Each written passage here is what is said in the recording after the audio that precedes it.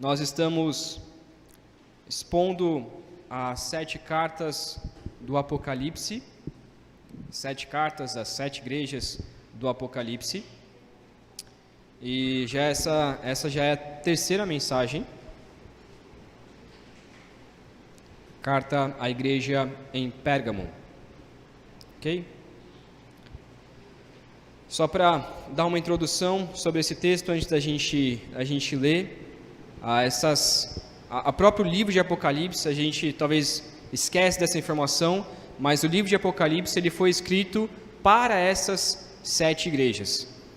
Para essas 7 igrejas da Ásia, são igrejas praticamente umas do lado da outra, bem próximas uma da outra, cidades ali.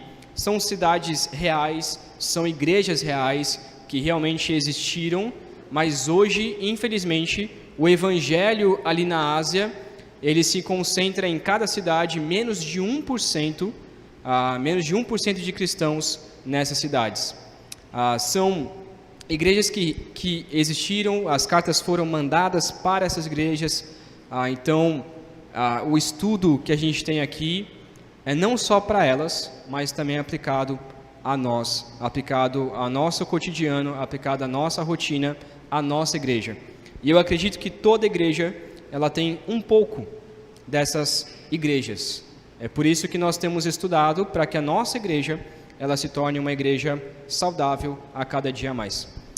Vamos ler então Apocalipse 2, versículo 12 até o versículo 17. 2, 12 a 17. Diz assim a palavra do Senhor. Deixa eu só pegar água aqui. Obrigado, Rafa. Apocalipse 2, 12 a 17. Diz assim a palavra do Senhor.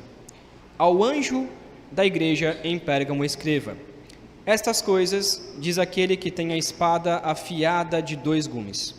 Conheço o lugar onde você mora, que é o lugar onde está o trono de Satanás.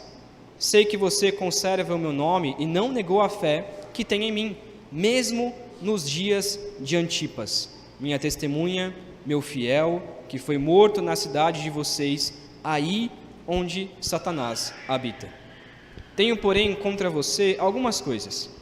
Estão aí em seu meio os que sustentam a doutrina de Balaão, o qual ensinava Balaque a armar ciladas diante dos filhos de Israel, para que comessem coisas sacrificadas aos ídolos e praticassem a prostituição.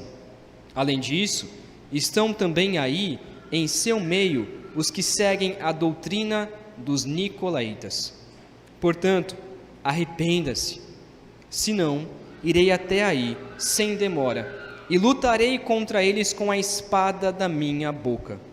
Quem tem ouvidos, ouça o que o Espírito diz às igrejas. Ao vencedor darei do maná escondido.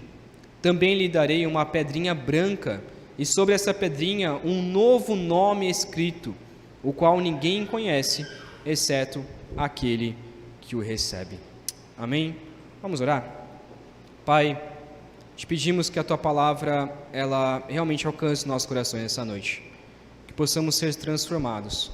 Que o nosso coração se encha do Teu Santo Espírito, para que possamos ser transformados pela Tua palavra, ser modificados por completo, receber realmente um novo coração limpo diante do Senhor, para que essa palavra permeie durante toda a nossa semana, possamos pensar e meditar naquilo que devemos nos arrepender. Assim oramos em nome de Jesus. Amém. Amém. Deixa eu só ligar o...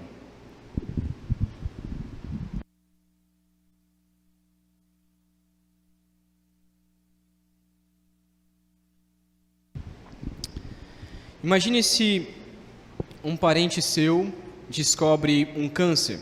Não sei se você passou já por essa situação, não sei se já teve algum parente seu com câncer, mas imagine se ele descobre um câncer no pulmão, que é considerado o câncer mais letal, o mais difícil de ser retirado ali o tumor e o que mais causa mortes.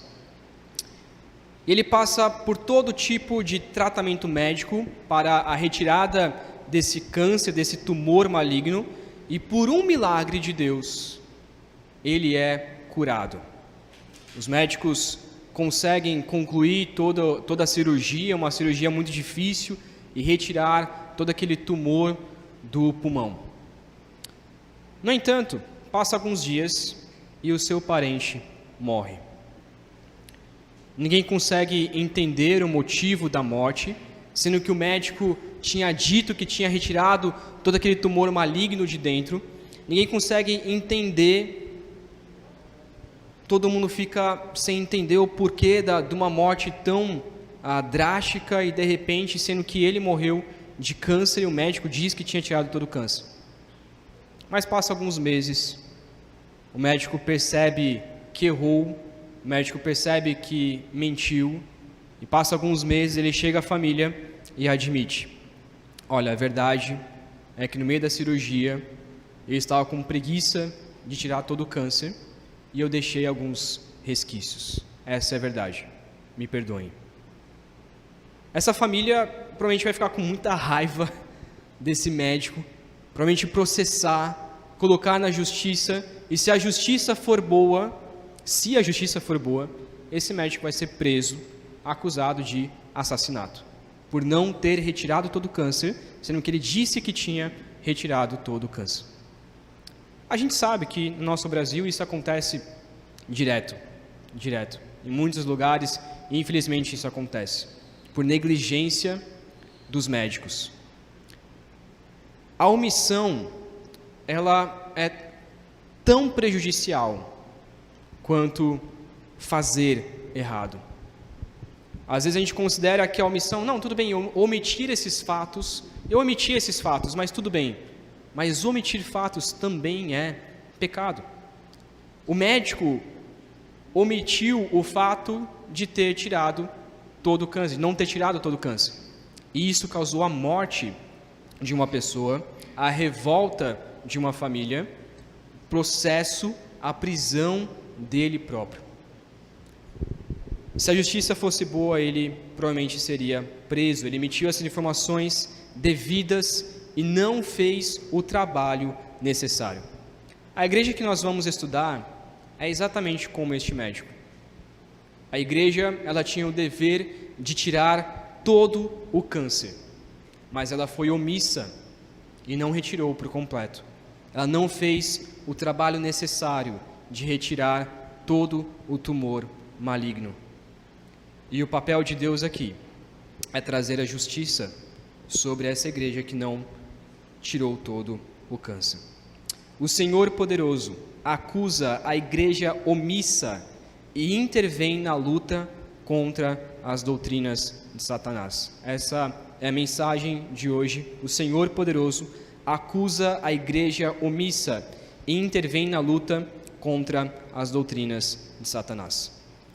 Primeiro, a gente já estudou sobre isso, a gente já falou sobre como que as cartas elas são divididas, mas a carta ela inicia, a divisão dela, todas as cartas são bem parecidas, ela inicia dizendo a descrição de quem enviou esta carta. Todos os versículos iniciais dessas 7 cartas, ela começa assim: ao anjo da igreja em tal lugar, escreva. E ele tem a descrição de quem está escrevendo esta carta, a descrição de quem está enviando esta carta, que no caso é o próprio Jesus. E essas descrições são do próprio Cristo Jesus que está enviando essas cartas. Então o versículo 12, ele começa assim: ao anjo da igreja em Pérgamo, escreva: estas coisas diz aquele que tem a espada afiada de 2 gumes. Essas coisas diz aquele que tem a espada afiada de 2 gumes. É muito interessante essa ideia de espada afiada de 2 gumes. Quem já assistiu, quem gosta de assistir filmes e séries de luta, de guerra, né, Rafa? Você gosta bastante. Filmes e séries de lutas, mas uma das coisas que eu gosto é de assistir filmes e guerras de lutas, mas japonês. Algo relacionado aos samurais, quando eles iam para a guerra contra os Estados Unidos, muitas vezes só com espadas, e os Estados Unidos com todos aqueles tanques de guerra, e muitas vezes davam muito prejuízo para os Estados Unidos e outros países. E uma das coisas interessantes é que apenas os mestres, apenas aqueles senhores, realmente os que tinham um alto grau, quanto maior ele fosse, mais a espada dele era afiada. Então, quanto mais importante ele fosse, um grande general ou algo parecido, mais a espada dele se tornava afiada. Era feita de uma forma que pudesse ser tão afiada que cortasse qualquer coisa. E até hoje, existem tecnologias e tecnologias para que as pessoas consigam fazer uma espada muito afiada. A ideia do texto é trazer uma espada que não só é afiada, mas ela corta dos dois lados. Geralmente, uma espada afiada, uma katana ou algo parecido, ela só tem um gume, só tem uma afiado de um lado só, em que você corta de um lado só. Mas Deus está dizendo que ele tem a espada de dois gumes, ou seja, uma espada forjada de uma forma tão especial, tão incrível, que ela consegue cortar dos dois lados sem perder o seu corte, de uma forma que consegue simplesmente acabar com a pessoa em segundos. Se ele cortar para a direita, vai cortar, se ele cortar para a esquerda, vai cortar. É uma espada de dois gumes. E por que Jesus traz essa sua descrição como aquele que possui a espada de dois gumes? A ideia de espada de dois gumes, ela sempre na Bíblia foi traga como justiça, como aquele que trará justiça. Por exemplo, em Hebreus, nós encontramos que a palavra do Senhor, ela é tão afiada quanto uma espada de dois gumes, ao ponto de discernir alma e espírito, juntas e medulas. A espada, a palavra do Senhor, ela é tão afiada que ela nos rasga por completo, ela nos arranca por completo, ela discerne todo o nosso pensamento, discerne tudo aquilo que a gente tem, ela traz justiça ao homem. E a ideia aqui é que em Cristo obtém essa justiça. Cristo é o Senhor da justiça. Cristo tem a espada de dois gumes. Ela literalmente significa julgamento sobre aqueles que atacam o povo de Deus e destroem a sua igreja. Cristo é assim. Jesus Cristo vem trazer a justiça sobre a terra. Ele é o dono da justiça. É interessante que ele está se colocando aqui, olha, a igreja de Pérgamo, eu sou o Deus da justiça. Eu sou aquele que vem trazer julgamento. Eu sou o dono da verdade. Por isso, ele continua então o texto.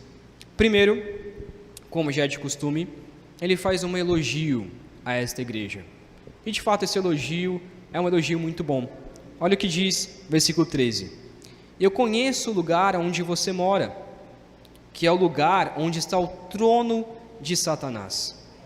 Sei que você conserva o meu nome e não negou a fé que tem em mim, mesmo nos dias de Antipas, minha testemunha, meu fiel, que foi morto na cidade de vocês, aí onde Satanás habita. Primeiro eu quero ver como que era essa cidade chamada de Pérgamo. Ele começa dizendo, sei aonde você mora. A cidade de Pérgamo literalmente significa cidadela. Esse é o significado. Então é como se fosse uma cidade. Pérgamo, literalmente o nome significa cidadela. Mas é interessante esse nome porque conta a história que a cidade, ela sonhava em ter a maior biblioteca do mundo, que na época era em Alexandria. Eles queriam ter a maior biblioteca do mundo, e com isso eles começaram a fazer cópias de todos os livros que eles obtinham. Mas chegou um momento que o papel acabou, e o papel naquela época era o papiro, que é uma folha, papiro que você seca, você faz todo o processo dela até você conseguir escrever nessa folha.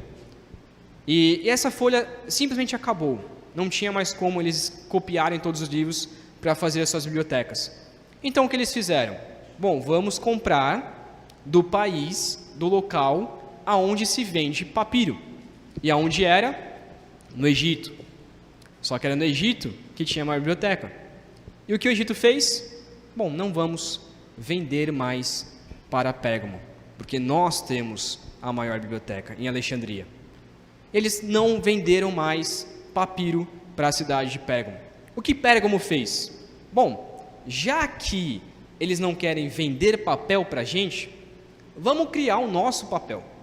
Só que a gente não tem papiro. Então o que a gente faz? Bom, vamos pegar um boi, vamos arrancar o couro dele, vamos fazer de uma forma com que aquele couro se transforme em papel para que a gente consiga escrever. E aí eles arrancaram a pele do boi, aquele couro, secaram ele, colocaram no sol, começaram a fazer um processo de achatar até que finalmente se tornou em uma folha, e essa folha foi chamada de pergaminho. Pergaminho, porque vem da cidade de Pérgamo. Por que essa história, que parece tão irrelevante, parece algo tão... tudo bem, legal, muito bom essa história, que legal. Por que essa história é interessante? Qual era o maior motivo deles quererem ter a maior biblioteca em Pérgamo? Para poder divulgar toda a sua religião, toda a sua idolatria a todos os povos. Eles queriam escrever livros e livros religiosos, livros e livros idólatras, para espalhar para todos os povos, para que as pessoas pudessem ter um conhecimento elevado, chegar naquela biblioteca e encontrar esses livros e ter todo o conhecimento e passar para outras religiões, para outros povos, para que aqueles povos também tivessem toda a idolatria que eles tinham dentro da cidade. A cidade de Pérgamo era uma das cidades mais idólatras que tinha naquela época. Era uma das mais idólatras. Ele diz então, o próprio Jesus diz, que é onde Satanás habita, é onde está o trono de Satanás. Isso não significa literalmente que o trono de Satanás está em Pérgamo, não é isso. Mas a ideia aqui é que a idolatria era tão grande nessa cidade, eles eram tão idólatras, que Satanás fazia o que ele bem queria. Sentava ali e fazia o que eles bem quisessem com aquela cidade. Para você ter uma ideia, eles tiveram o primeiro templo dedicado a Augustus Divino, a César, a Deus em Roma, e a Esculápio ou Asclépio, que é o Deus da cura. Se você já viu na medicina, qual que é o símbolo da medicina? É uma estaca com uma cobra enrolada. Esse símbolo é o símbolo do Esculápio ou do Asclépio, que era o Deus da cura. Toda aquela pessoa que se voltasse a Esculápio era curada de qualquer enfermidade. Eles acreditavam nisso. E por isso que o símbolo da medicina até hoje é esse símbolo do Esculápio. E é simbolizado então por serpentes. E provavelmente é por isso que Deus fala, olha, o trono de Satanás está aí, a serpente está no meio de vocês. A idolatria era tão grande que eles tinham um agrupamento de templos a Zeus, Apolo, Atena, Dionísio, Afrodite e esse Esculápio. Era tudo junto em um lindo bosque chamado Nicéforo, o orgulho de Pérgamo. Era um bosque cheio de templos a todos esses deuses. Eles tinham orgulho de falar, esse templo é nosso, nós temos os maiores templos aqui na nossa região. O culto ao imperador, ele também era muito forte. Eles consideravam César, Nero como deuses. Não era simplesmente considerar como rei, considerar como imperador, mas considerar eles como seus deuses. Era fortemente exigido idolatria a eles, e é onde foi fundado ali nessa cidade o primeiro templo de idolatria a César. E isso foi mais tarde um grande problema, obviamente, para os cristãos. Por isso que essa cidade é chamada aonde está o trono de Satanás. Mas o interessante é que o elogio é que mesmo em meio a toda essa idolatria, mesmo em meio a tudo isso, a todas as pessoas idólatras e que exigiam a adoração a esses deuses, a César, a Nero, a todas essas pessoas, ainda assim, a igreja, talvez não muito grande, talvez uma igreja pequena, ela se manteve fiel. Ela não negou a fé. O elogio a eles que mesmo nessa cidade tão perversa, eles não negavam o nome de Cristo Jesus. Continuavam dizendo que eram cristãos, não negavam a sua fé. Até que ele diz, olha, vocês estão conservando o meu nome, vocês não negaram a minha fé, mesmo nos dias de Antipas. A ideia de dias de Antipas era o dia que houve mais perseguição, onde a perseguição foi terrível. Talvez quando João escreveu essa carta, talvez Pérgamo já estava um pouco mais tranquilo com a perseguição, mas nos dias de Antipas, Antipas era talvez o pastor daquela igreja, algum líder daquela igreja, nesse dia era algo terrível. Quem era esse tal de Antipas? Mesmo em meio a esse paganismo, esse Antipas é considerado como testemunha minha, meu fiel.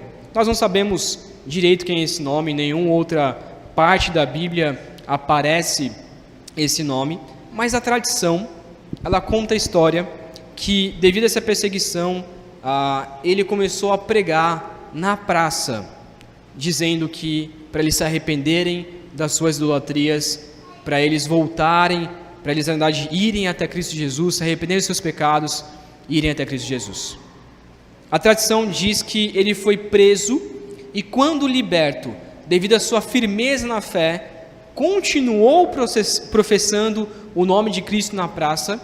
Ele já saiu ali da prisão e já foi para a praça e continuou pregando, e logo ele foi pego de novo e levaram ele até ao templo de Artemis. E dentro do templo de Artemis eles fizeram um sacrifício vivo. Existia um caldeirão. Nesse caldeirão era um caldeirão vestido de um touro, é como se fosse um touro de bronze vermelho. Dentro desse caldeirão eles jogavam os seus sacrifícios e ali queimavam seus sacrifícios naquele caldeirão. O que fizeram com Antipas? Pegaram Antipas, encheram de água aquele caldeirão, jogaram lá dentro e queimaram ele vivo. A água secou, ele foi cozinhado, e depois de ser cozinhado, deixaram secar, deixaram pegar fogo, e ele foi então morto. Desta maneira tão terrível. E a tradição diz que na hora da sua morte, ele orou a Deus, implorando pela sua alma, e para que Deus fortalecesse a alma dos cristãos. Mesmo em meio à sua morte, ele orava para que Deus fortalecesse a alma dos cristãos. Esse é o que a tradição diz quem era esse Antipas. Nós não sabemos muito bem, é apenas registros que não são bíblicos, mas é interessante de nós pensarmos. E Deus está dizendo, Jesus está dizendo, olha, mesmo nos dias deles, vocês não abandonaram a fé, vocês não negaram o meu nome. O que eu fico pensando muitas vezes a gente diz muito que está nos últimos dias. Nós estamos nos últimos dias, há muita perversidade, tudo que acontece no mundo e tem alcançado, tem chegado na igreja. Mas será que a nossa igreja de fato tem sido fiel a não negar o nome de Cristo Jesus? Será que se ocorresse uma perseguição tão grande quanto essa, quantos da nossa igreja continuariam vindo à igreja? Se chegassem e falassem, olha, vocês não podem mais ir para a igreja, vocês não podem mais cultuar o Senhor, vocês precisam cultuar o nosso Deus, quantos de nós permaneceriam vindo à igreja e cultuando ao Senhor? Quantos de nós morreriam por Cristo Jesus? Será que você morreria por Cristo Jesus? Será que você teria fé suficiente para dizer, não, podem me queimar vivo, podem me crucificar, podem fazer o que quiserem comigo, eu não nego o nome de Cristo? Esse era o elogio para essa igreja de Pérgamo. Será que a nossa igreja conseguiria receber esse elogio? Será que você receberia esse elogio de Jesus? Mas, como a maioria das igrejas, e como toda igreja, a igreja não é perfeita. A igreja tinha sim uma acusação contra eles. Versículo 14, versículo 15, diz assim a palavra do Senhor. Eu tenho, porém, contra você algumas coisas. Estão aí em seu meio os que sustentam a doutrina de Balaão, o qual ensinava Balaque a armar ciladas diante dos filhos de Israel, para que comessem coisas sacrificadas aos ídolos e praticassem prostituição. Além disso, estão também aí entre vocês, em seu meio, os que seguem a doutrina dos nicolaítas. É interessante porque não parece que é uma acusação aqui, né? Olha, estão no meio de vocês essas pessoas. Qual é a acusação? A acusação é que essas pessoas estavam entrando no meio da igreja e a igreja aceitando elas, abraçando elas e dizendo: venha, meu irmão, pode vir, congregue com a gente. As pessoas iam ficando e não havia transformação alguma na vida delas.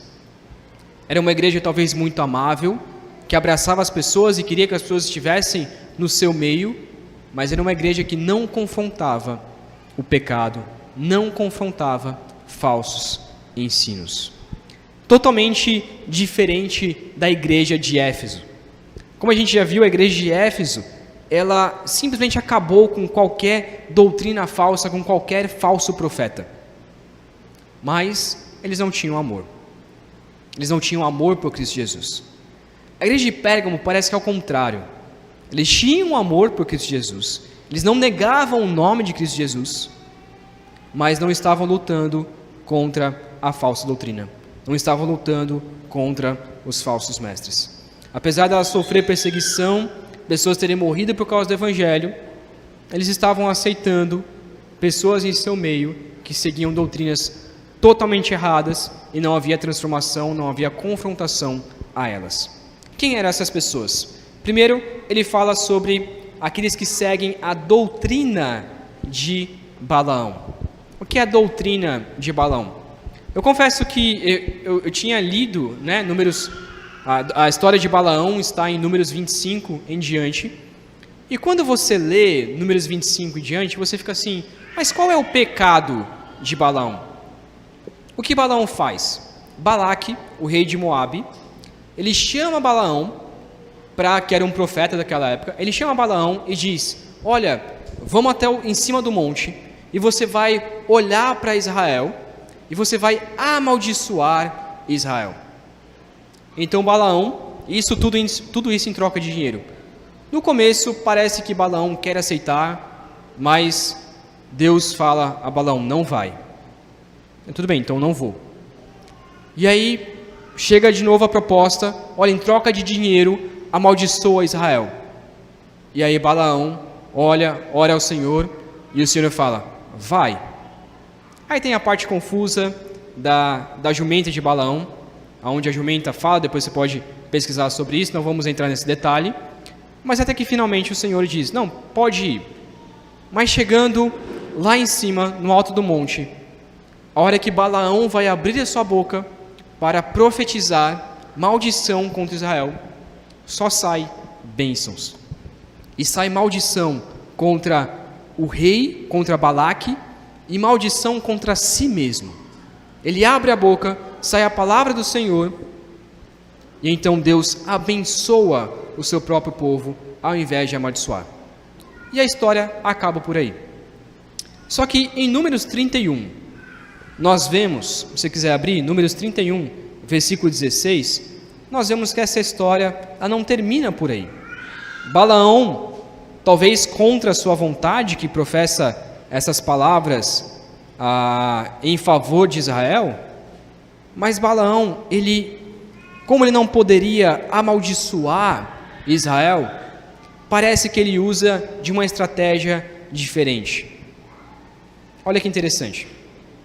Versículo 16: eis que estas, por conselho de Balaão, fizeram com que os filhos de Israel fossem infiéis ao Senhor no caso de Peor, e assim houve uma praga no meio da congregação do Senhor. O que acontece? Como Balaão não poderia amaldiçoar, ele dá uma dica para Balaque. Balaque, coloca as melhores mulheres, as filhas dos reis, na divisa entre o povo de Israel e o povo de Moabe, os moabitas. Coloca as melhores mulheres. E o povo de Israel como sempre santo, como sempre que adorava ao Senhor e nunca caía em pecado algum, o que aconteceu? Começaram a ir até a divisa e chamar essas mulheres para congregar no meio deles. Em pouco tempo, muitos homens já tinham se deitado, já tinham se prostituído com essas mulheres. Muitos homens já estavam adorando esses ídolos, os ídolos dessas mulheres, e caíram em uma perversidade tremenda. Até que chega um dos sacerdotes, Deus então diz: olha, eu vou mandar uma praga sobre Israel, para que eles se arrependam do seu pecado. Até que um dos homens, um dos sacerdotes, Finéias, ele olha para um homem junto com uma mulher midianita, moabita, indo até uma tenda. Ele pega uma estaca e enfia na mulher e no homem que estavam deitados. Ele mata os dois. E por causa desta morte, por causa desse sacerdote que quis proteger a doutrina do Senhor, a praga cessa. Essa história é interessante de ver que Balaão não podia professar palavras contra Israel, mas ele usou uma estratégia: mulheres. Bom, já que eu não posso amaldiçoar, então eu vou dar uma dica para Balaque: coloca aquelas mulheres ali perto, e eles vão ser amaldiçoados por Deus. Eles vão ser amaldiçoados por Deus. Essa estratégia, depois se você quiser conferir, em 2 Pedro 2,15 e Judas 1,11, ele complementa esta ideia, ok? 2 Pedro 2,15 e Judas 1,11. O que é a doutrina de Balaão? Doutrina de Balaão são os que seguem a doutrina de Balaão, são aqueles que chegam na igreja e até professam o nome de Cristo Jesus, até bendizem a igreja, até nunca dizem palavras de maldições, mas começam a colocar no coração das pessoas palavras como: por que ficar errado? Por que fazer sexo antes do casamento é errado? Não tem problema. Não, você pode recasar quantas vezes você quiser. Não, você pode viver a sua vida sexual da forma como você quiser. E com isso, essas pessoas, aos poucos, vão se afastando da palavra do Senhor. Talvez ele nem pregue isso na igreja. Talvez esses que seguem a doutrina de Balaão nem falem isso diante da igreja. Mas nos ouvidos, calmamente ele vai colocando: não, negue a Cristo. Viva a vida da forma como você quer. Faça o que você quiser. E as pessoas estão inseridas dentro da igreja. E com isso a igreja vai sendo contaminada por essas pessoas. São aqueles que seguem a doutrina de Balaão. E Pérgamo, a cidade de Pérgamo, a igreja de Pérgamo, estava deixando esses homens entrarem dentro da igreja. E as pessoas estavam sendo seduzidas pelo adultério sexual e o adultério espiritual, deixando de seguir a Cristo, deixando de ter amor, deixando de realmente amar ao Senhor com todo o coração, para fazer os desejos do coração deles. Ele diz também que esses não são só os que seguem a doutrina de Balaão, mas também a doutrina dos nicolaítas. A gente já falou quem eram os nicolaítas ali em Éfeso, na cidade de Éfeso, na igreja, na pregação sobre Éfeso. Depois você pode conferir mais sobre isso. Mas, em resumo, nicolaítas, apesar de eles terem sido expulsos ali em Éfeso, eles estavam disseminando infidelidade sexual e espiritual. Já falamos, normalmente já falamos isso na mensagem, não vamos nos ater, mas qual que é a ideia desses nicolaítas, os seguidores de Nicolau? Eles casavam as suas mulheres entre si. Então a forma não era uma forma tão depravada como a gente pode ver. Essa forma sexual não é uma forma tão depravada como a gente pode ver em outros lugares. Mas, aos poucos, o que eles faziam? Olha, eu sou casado com a Priscila, mas a Priscila, ela pode ser casada também com o Rafael, pode ser casada também com o Kelson, pode ser casada também com outro irmão. E aí, eu também posso ser casado com a Tati.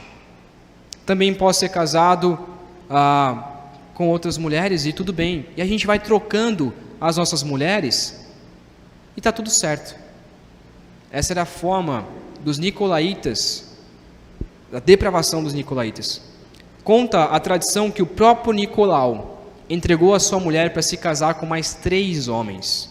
Mais 3 homens dormiam com a sua mulher. A gente não sabe muito bem quem era esse Nicolau. Alguns dizem que foi o diácono ali em Atos 6, tem todos esses detalhes. Mas o que é interessante é que a doutrina de Nicolau provavelmente pregava a palavra de Deus. Provavelmente dizia que pregava a palavra de Deus. E estava inserido dentro da igreja. Mas aos poucos ele começou a inserir na igreja: olha, isso não é pecado. Olha, faça isso. Não, isso é muito tradicional, isso é muito conservador. Não, isso é coisa de conservador, de tradicionalista. Não, vamos fazer assim. Olha, a gente tem liberdade para fazer isso. E aos poucos a igreja foi se prostituindo. Aos poucos a igreja foi perdendo o amor por Cristo Jesus. Com isso, o pecado desta igreja é que eles estavam deixando essas pessoas entrar no meio da igreja e não faziam nada contra elas. Não faziam nada contra elas. Mas existe uma exortação. E a exortação, no versículo 16, diz assim: portanto, arrependa-se, senão irei até aí sem demora e lutarei contra eles com a espada na minha boca. Irei até aí com a espada na minha boca. Deus então chama a igreja ao arrependimento. Por que era a culpa deles? Porque a falsa doutrina estava entrando no meio da igreja. Eles não faziam nada contra isso. Eles deveriam se arrepender. Eu acredito que este pecado é um pecado do qual a igreja brasileira precisa se arrepender e de maneira urgente. Precisa se arrepender de maneira urgente. Há pouco tempo atrás, se você assistir um filme, se você ver notícias, você via, o meu próprio pai estava dizendo sobre isso, que no primeiro BBB que teve, quando houve um beijo entre o homem e uma mulher, foi um escândalo nacional. Não teve um beijo entre o homem e a mulher, foi um escândalo nacional. No primeiro BBB, Big Brother Brasil. Hoje, no Big Brother Brasil, não tem nem como assistir, pela perversidade que é dentro daquilo. Quando você começa a pesquisar mais sobre igrejas, e começa a perceber que dentro da igreja há doutrina de demônios, doutrina de Satanás. Eu saí de uma igreja, depois eu posso contar um pouco mais essa história, mas eu saí de uma igreja que mais tarde, este pastor, depois que eu já tinha saído, saí por outros motivos, praticamente por esse motivo, mas mais tarde esse pastor começou a ser tão liberal, que hoje ele é tão liberal ao ponto de que a dirigente do louvor, a ministra de louvor da igreja dele, é lésbica assumida. A igreja defende a causa LGBT+, e etc. E é até difícil falar isso porque quando a gente fala contra isso, a gente já é cancelado de primeira. Mas as igrejas estão aceitando isso. As igrejas estão aceitando pessoas que vêm com essa carga, que vêm sendo homossexual e não buscam transformação alguma. Não é que não devemos aceitar homossexuais no nosso meio, claro que devemos. Queremos que eles estejam no nosso meio, queremos que eles escutem a palavra, mas sejam transformados pela palavra do Senhor. O problema é que a igreja está aceitando e dizendo: você não precisa de transformação, você não precisa mudar, simplesmente venha. E essas doutrinas, elas têm permeado a igreja de maneira horrorosa. Esse pastor, para você ter uma ideia, a pregação que ele vai estar começando a expor na igreja dele é que não existe inferno. Dizendo, não existe inferno. E quando eu olho para essas notícias e vejo que este homem está caindo na doutrinas falsas, Muitas vezes eu oro para que ele realmente se arrependa e volte ao Evangelho. Só que o interessante é que ninguém faz nada contra isso. Ninguém faz nada contra isso. Não é muito longe de nós, mas uma outra igreja batista, bem perto de nós. O pastor também tem detonado a igreja. Tem pregado exatamente as mesmas coisas. Todos os membros da igreja já saíram da igreja. Ele agora está com uma igreja repleta de visitantes, porque tem pregado aquilo que agrada o coração daquelas pessoas. Uma igreja bem próxima da gente. Uma cidade quase vizinha a nós. E o que a gente faz contra isso? O que a convenção, o que nós fazemos contra isso é simplesmente nada. Muitas vezes é nada. Só que nós devemos lutar contra isso. Talvez não ir lá naquela igreja e fazer aquilo, mas na nossa igreja sermos fiéis, permanecemos fiéis ao Evangelho e não nos deixar levar por essas doutrinas de Balaão, por essas doutrinas dos nicolaítas, por essa doutrina de Satanás. Devemos arrepender do nosso pecado, devemos lutar contra a heresia, mesmo que a gente seja caçado, mesmo que a gente seja perseguido, mesmo que a gente seja cancelado. Como já todo mundo já conhece a palavra de cancelamento. Há um pastor, acho que já até disse isso, mas há um pastor bem famoso, não vou citar o nome, mas esse pastor bem famoso, ele disse que ele vai para o tribunal toda segunda e sexta. Toda segunda-feira e toda sexta-feira ele vai para o tribunal para defender a fé, para defender aquilo que ele fala contra homossexualismo, contra as pautas de hoje em dia, contra pecados normais. E a gente vê esses pastores famosos, pastores fiéis à palavra do Senhor, a gente não imagina pela perseguição que eles passam. Muitas vezes quando você pesquisa o nome deles, nem aparece no YouTube. Por quê? Porque todos os links, toda a ideia ali, todos os gráficos, todas as análises do YouTube, de outros canais, nem aparece. Eles querem tirar a verdade, eles querem lutar contra a verdade. E esse pastor disse, toda segunda-feira e toda sexta-feira eu vou para o tribunal. Eu gasto tempo do meu trabalho, tempo da minha vida para responder coisas que me acusam. E essa vai ser a realidade de todos os pastores daqui a um tempo. Essa vai ser a realidade de todas as igrejas daqui a um tempo. Nós vamos responder na justiça por coisas que nós falamos. Depois você pode sentar com a Lívia, e a Lívia falar tudo o que tem acontecido nas igrejas. A Lívia, ela trabalha na Júri, depois pode pesquisar também um pouco mais sobre isso. Mas o trabalho dela é praticamente pesquisar todas essas coisas que têm acontecido contra a igreja. E várias igrejas estão sendo acusadas na justiça por pregar a palavra do Senhor, por pregar a verdade. E muitas igrejas têm cedido. Não quero falar nomes, mas vários pastores têm abraçado esta causa LGBT, a causa do mundo, e colocado dentro da igreja e achando normal. Estranho somos nós, que temos sido fiéis à palavra do Senhor. Mas interessante é que há uma promessa de Deus, há uma promessa de Jesus. Ele continua no versículo 15: se vocês não se arrependerem, eu irei até aí sem demora, e lutarei contra eles com a espada da minha boca.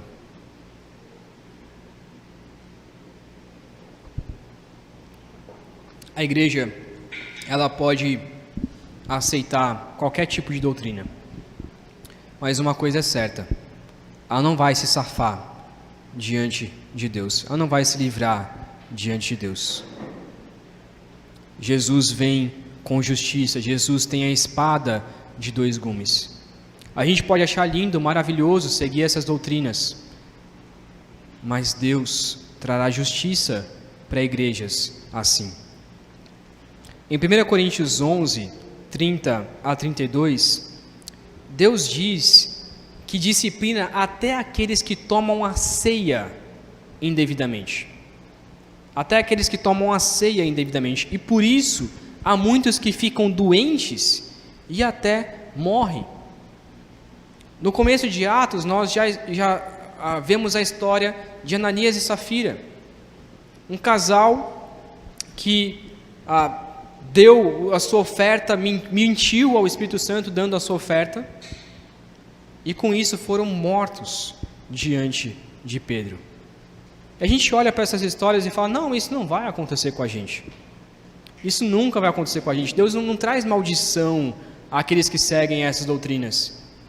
Bom, em 1 Coríntios 11, Deus diz que há pessoas que ficam doentes e que morrem por simplesmente tomar a ceia indevidamente. Quanto mais há pessoas que têm sido lobos vorazes em pele de ovelha dentro da igreja. Deus trará a justiça a essas pessoas. E é isso que nos traz confiança. Deus trará a justiça a igrejas que têm aceitado essas doutrinas de Satanás dentro dela. Deus trará a justiça sobre essas pessoas. Deus é vingador. Deus é amor. Deus é justo. Ele faz isso por amor ao seu nome. Assim como fez com Balaque, assim como fez com os nicolaítas, dizendo que ele foi até lá e acabou com eles, assim também ele fará com qualquer igreja que segue essas doutrinas e não vive na verdade. Isso deve nos trazer medo, deve trazer medo para a nossa igreja, mas deve também nos trazer esperança para igrejas que têm seguido essas doutrinas, têm confundido pessoas, têm levado pessoas para longe de Deus. Ele diz, lutarei com a espada da minha boca, a espada de dois gumes. Deus luta contra falsos ensinos quando a gente não luta. Ele protege a sua noiva, ele protege a sua igreja. E por fim, nós vemos uma esperança. A esperança no versículo 17. Quem tem ouvidos, ouça o que o Espírito diz às igrejas. Ao vencedor darei do maná escondido. Também lhe darei uma pedrinha branca, e sobre essa pedrinha um novo nome escrito, o qual ninguém conhece, exceto aquele que o recebe. Vencedor, novamente explicando essa palavra vencedor, não é aquele que conquista algo, mas sim aquele que se arrepende e permanece em Cristo, não por suas obras, mas pelas obras de Cristo Jesus.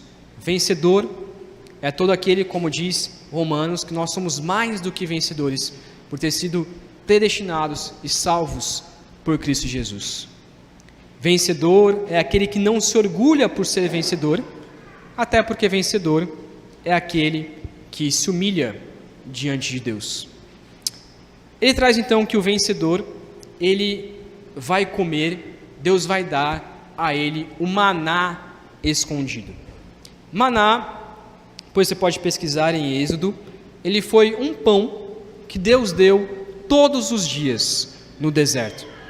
O povo estava ali no deserto, saiu do Egito, foi em caminho da terra de Canaã, e Deus dava provisão para eles todos os dias.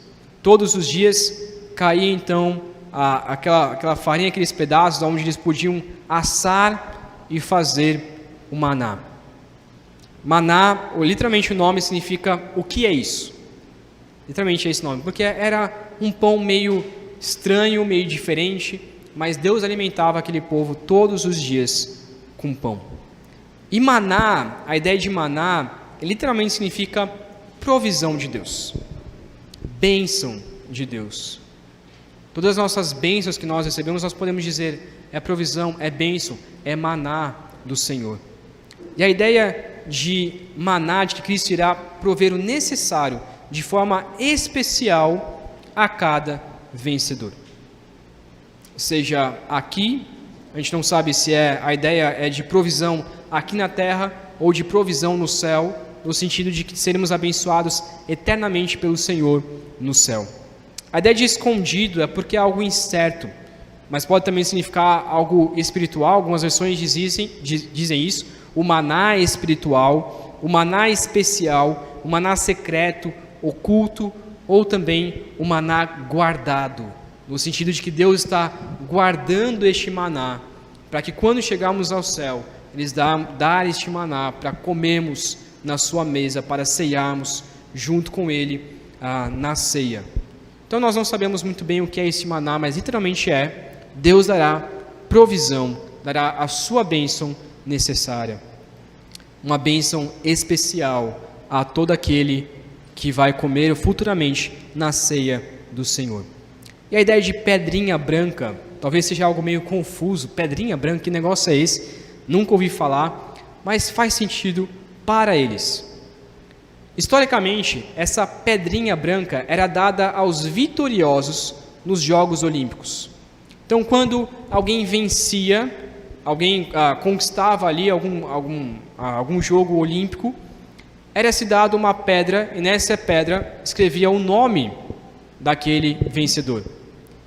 E aquela pessoa, então, aquela pedrinha, ela era entrada para que ela pudesse entrar no banquete dos vitoriosos. O banquete dos vitoriosos era feito logo após os Jogos Olímpicos, quando acabava todos os Jogos Olímpicos, e aí todos os vencedores, eles poderiam comer no banquete dos vitoriosos. E a sua entrada àquele banquete era uma pedra branca com o seu nome. Também, essa pedrinha era usada por jurados, era usado ali na justiça. E quando uma pessoa era absolvida dos seus julgamentos, também se escrevia nessa pedra o nome daquela pessoa, dizendo que ela foi absolvida de todos os seus erros, de todos os seus pecados, naquele julgamento ali na justiça. Então nós não sabemos se remete à ideia dos Jogos Olímpicos ou da condenação, mas a ideia é que o vitorioso, ele vai ser tanto absolvido da sua condenação e também vai poder entrar no banquete celestial. É como se fosse um ticket, digamos assim, uma passagem para que você possa entrar ao céu. Então essa pedrinha traz essa ideia.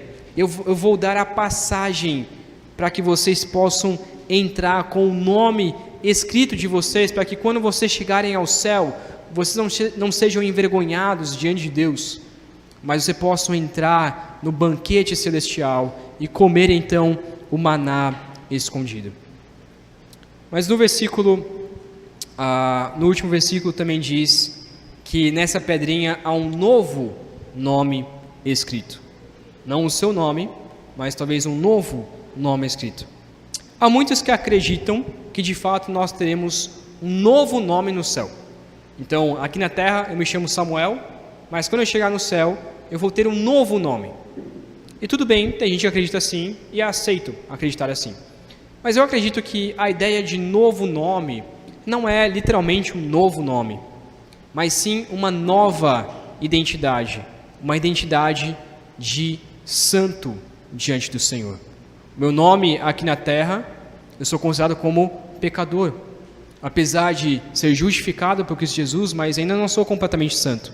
E no céu, eu terei uma nova identidade em Cristo Jesus, um nome santo diante de Cristo Jesus.